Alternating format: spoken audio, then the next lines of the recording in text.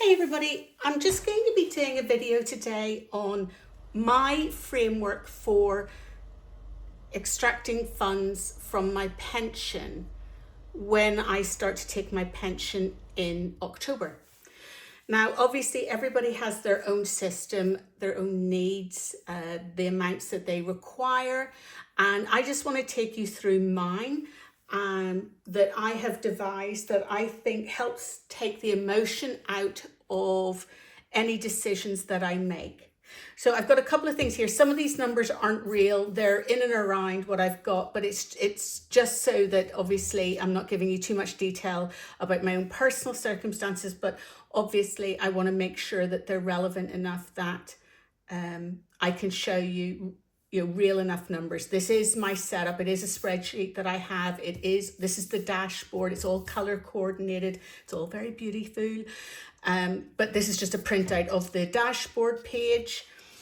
This is a printout of my spending strategies that I have with the mortgage and without the mortgage. And I'll explain that in a little bit further detail as well. So I'm trying to keep everything in this screen. So forgive me if some things go a little bit awry, but I'm trying to keep this as my working area. So first things first, what do I have available to me? I have 3 pots. I have my bridge pot, which I'm going to call bridge.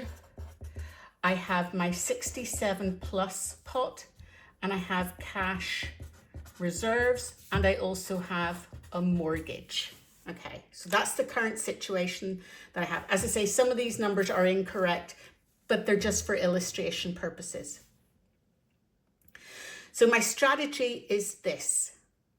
Essentially, I need to bridge on one pot until I'm 67, allowing the second pot to grow and to, weather out any volatility over the next 10 to 12 years. And I also have some cash reserves that I'm going to pull in should the market conditions change. And I'm also going to be becoming mortgage free soon. So I will take some money from this and apply it against the mortgage so that my overall spending will come down as well. So what is the premise of everything? The premise is to determine what tier am I in based on market conditions, my pension pot, and various other things. So the market conditions could be something like the economy, current tax, current pension legislation, what the current inflation rate is.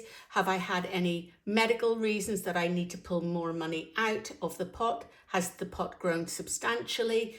Has it been depleted? All these different things go into a review twice a year. And I review my pot every October and April. Now, obviously April because it's the beginning of the tax year, and October just because that's 6 months later. And I've just put October first because this is the first one that I'm going to be going through is in October. So I need to determine what tier am I in. And I have a normal, a sideways, and this will become clear in a second, a bear, and a crown. You can tell I am a program manager in my real job because I do love a good color coordinated spreadsheet, which this is taking the form of. Okay, so every October and April, I determine what tier am I in based on the criteria that I already said, what the market's like, what the economy's like, what my pension pots are like, what my cash reserves are like, etc., etc. Okay, so I determine which one of these that I'm in. And it happens every 6 months. Any sooner, and that's just a bit too much volatility. Any longer, and I think I'm keeping myself into a tier that I can't really extricate myself from. I mean, obviously I can, but according to my little framework, I can't. So I think 6 months is good for me. So when I determine which pot I'm in, or which tier I'm in, I should say, then I have 4 different spending targets. I don't have to spend all of it, obviously, but I have 4 spending targets. And they are obviously determined by the state of the market. So if it's a normal condition and I still have my mortgage, and again, you can see here that I've already determined with my mortgage and without my mortgage what my spending tiers are. So my absolute lowest floor if I'm mortgage free is 15,000 a year. Okay, so if I'm in normal, I can spend 27,000 per year, which means a withdrawal of 28,800 from the pot because I have to pay tax. This is UF plus, okay? So this is using UF plus, which means 25% is tax-free and 75% taxable, okay? And you guys know all this. There are some fantastic educators out there. One of the ones I love is Diane. Can't remember her second name. Forgive me, Diane. I will link you in the description. I love the way she explains everything. It's so very, very easy to understand. But during normal conditions of UF plus, where I take 25% tax-free, 75% taxable, I will be doing that for normal or sideways, okay? So coming back to here, normal and sideways, I use UF plus. So 25% tax-free, 75% taxable. In a bear or crash, my spending is going to be lower, naturally, because I'm going to be flexible in my spending so that I am not selling off assets at the bottom of the market. So what I could do is just purely use my cash reserves.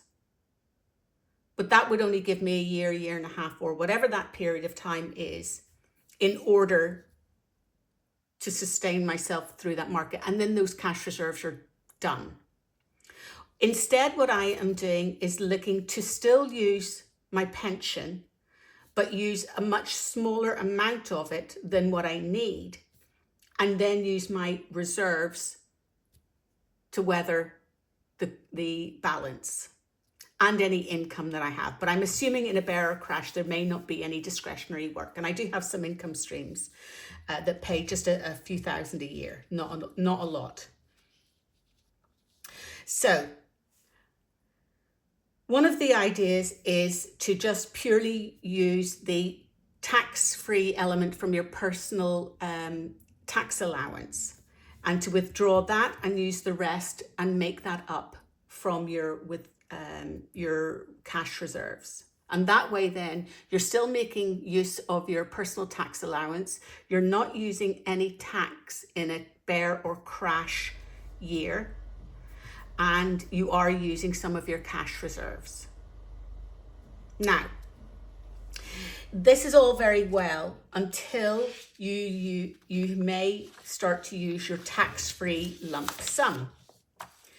And what I intend to do is to have a tax-free lump sum of 30,000 to become mortgage free. Okay? In order to get that tax-free lump sum, I need to crystallize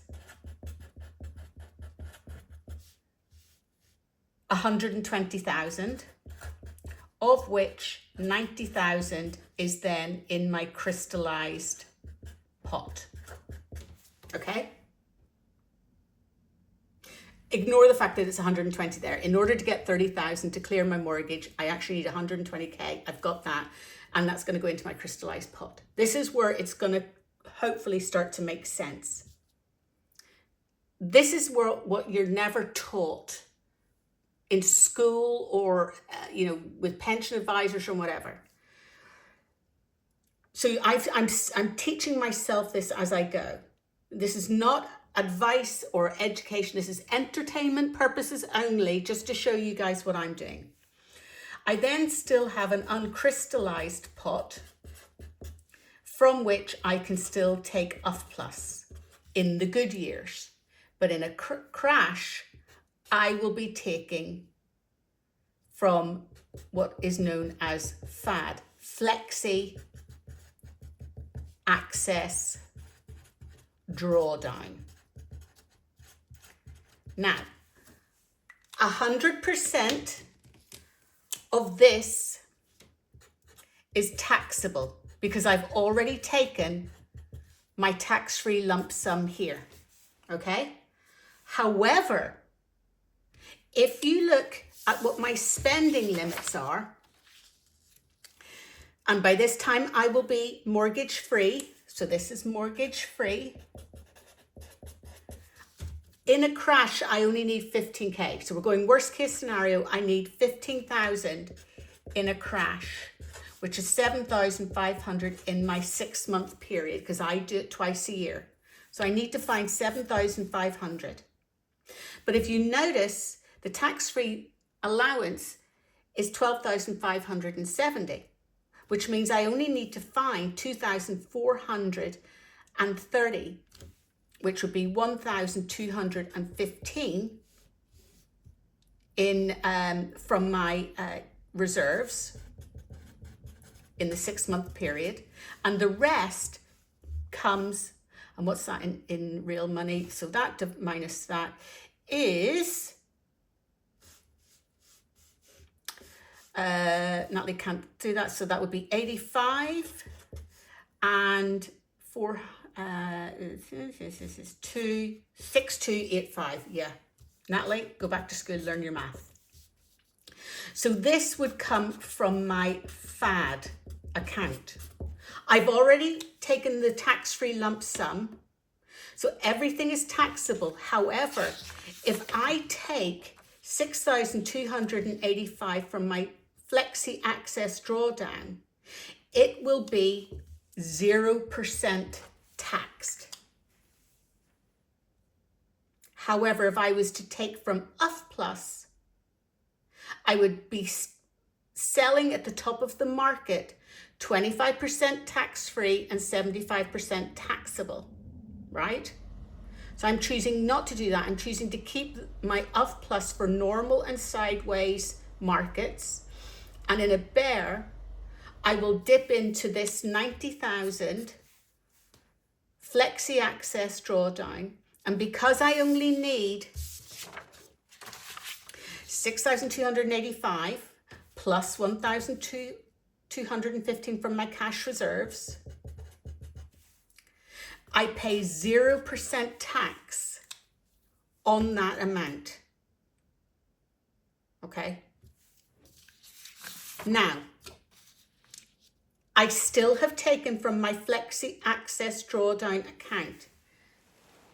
So, what does that mean? It means I have triggered MPAA. Don't ask me what it is, because I can't tell you. Something, something, something, something is what it is. But what it means is you go from being able to put £60,000 into your pension when you were earning down to 10,000 with MPAA. Now, if you're withdrawing from your pension, the likelihood is you're not earning 10,000 in order to put into your pension, back into your pension anyway. So it's sometimes a moot point.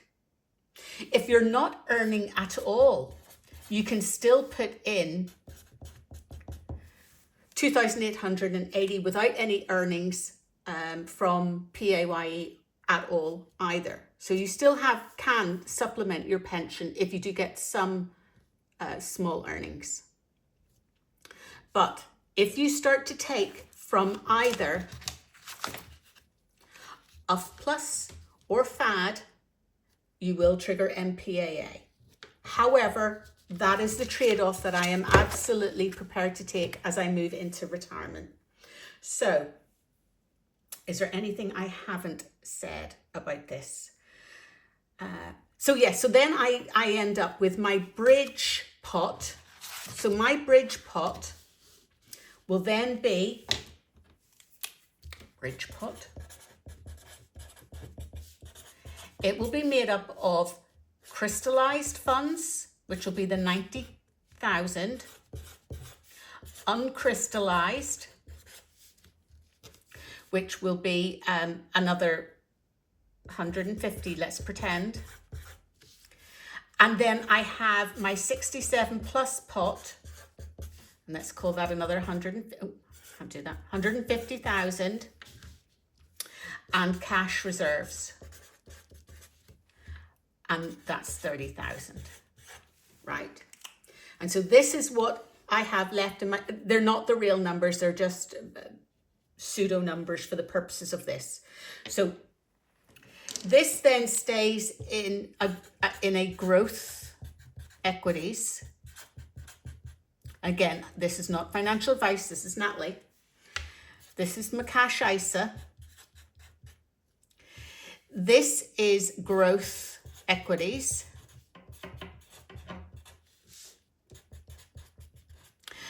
And this is growth equities, but slightly de-risked.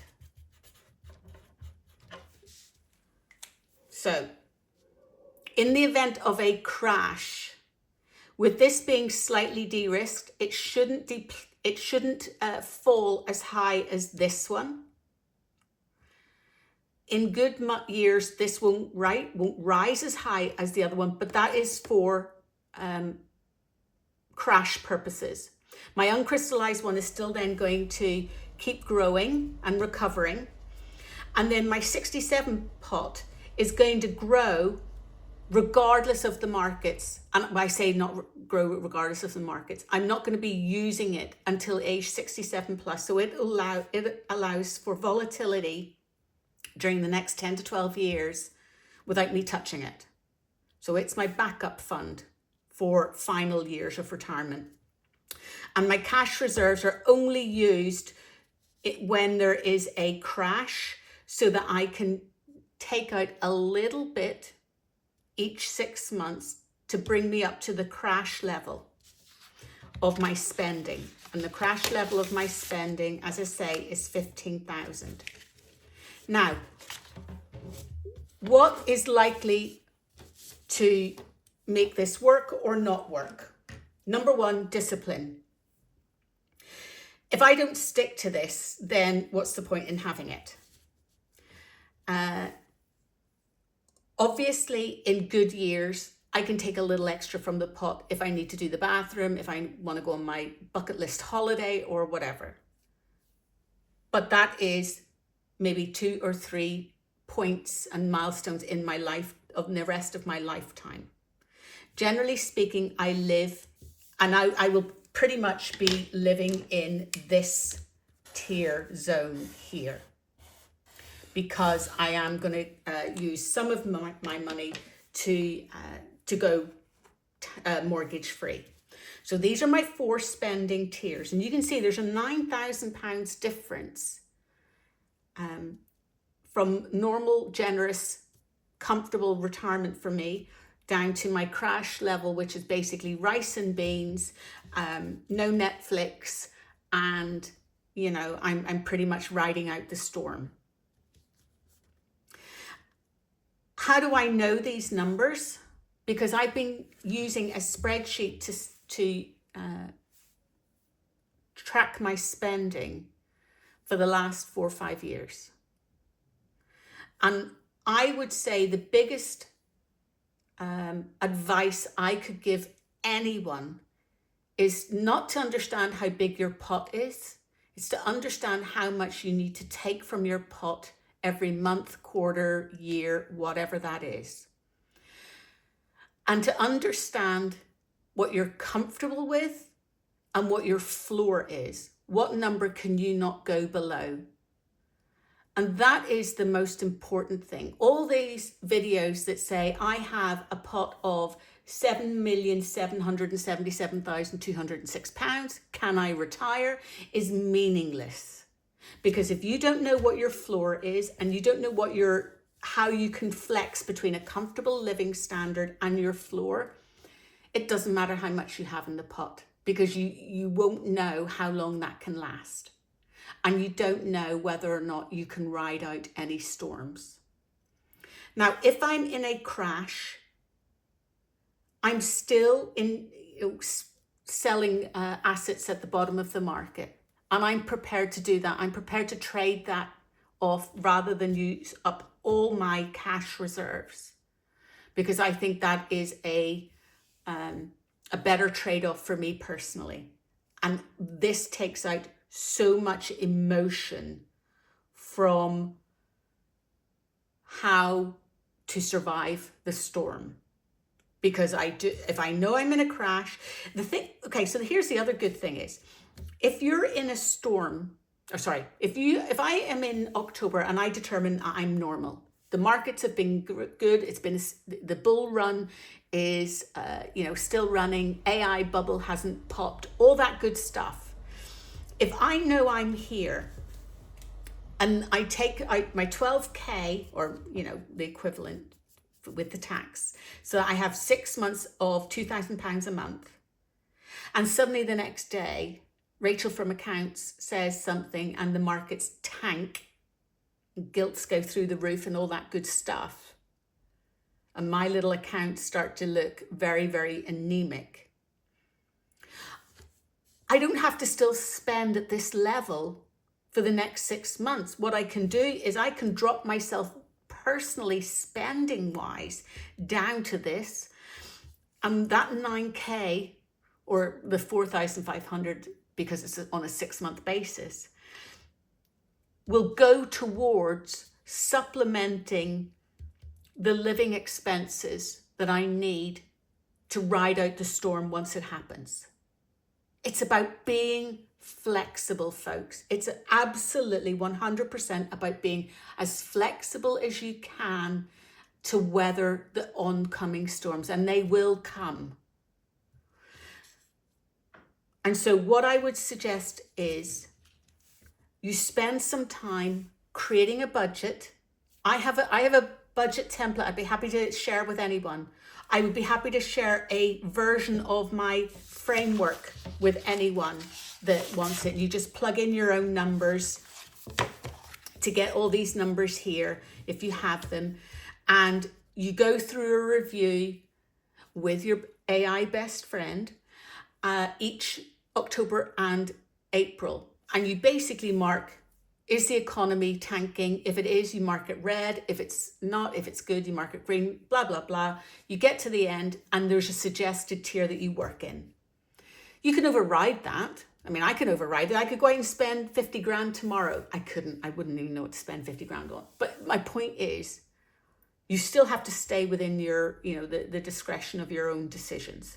But this helps me that if the suggested tier says crash, I'm going to move to crash, because I'm a naturally conservative person when it comes to finance. If it says suggested tier normal, I'm absolutely going to work in my normal one. I'm going to, have a bit of fun, or set some money aside for a holiday, or do whatever I need to do in order to live at that level. I still keep an eye on the markets, and if the markets say, hey, Natalie, you've just taken out 12K and the markets have just tanked, I'm going to naturally drop down to a more conservative level. And that is how I'm working my framework. Again, caveat being, no plan survives the first contact with the enemy, as it were. But I think I have worked this through so many different models and so many different situations, and I am comfortable because I know my spending. I'm comfortable that I can work within this system. If it's a huge global, absolute dire straits circumstance, well, we're all up the swanny at that point, and it doesn't matter whether my little framework works or not, because we're all in a world of trouble by then.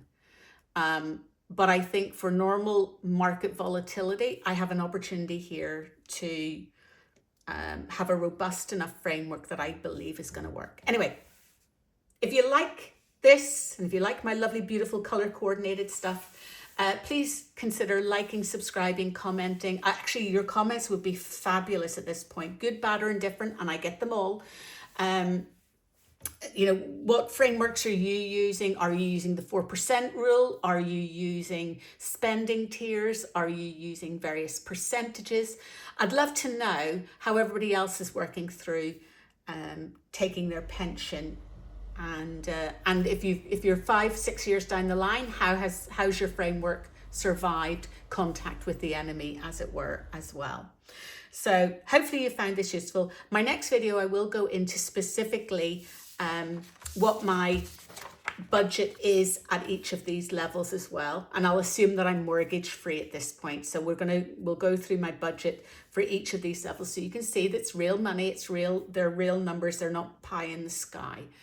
And you can also tell me what I've left out as well, which I'm sure I will have. But I've been doing this 4 or 5 years of tracking everything that I spend, so I'm pretty confident I have thought of most things. Thank you all for watching. If you get to this far, can you give me a lovely little purple heart? I'd appreciate it. And I hope you've enjoyed this. Take care. And thank you so much, folks. Bye now.